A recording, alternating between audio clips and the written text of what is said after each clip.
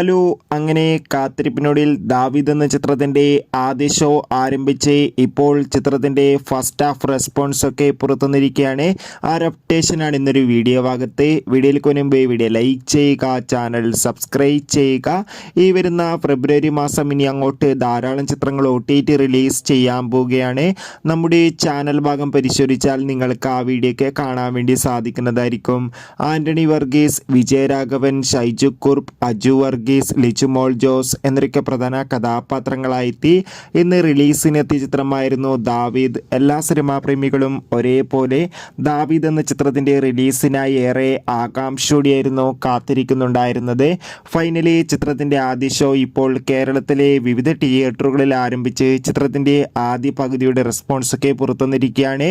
ചിത്രത്തിൻ്റെ ഫസ്റ്റ് ഹാഫിന് തന്നെ മികച്ചൊരു പോസിറ്റീവ് റെസ്പോൺസാണ് നേടിയെടുക്കാൻ വേണ്ടി സാധിച്ചിട്ടുള്ളത്.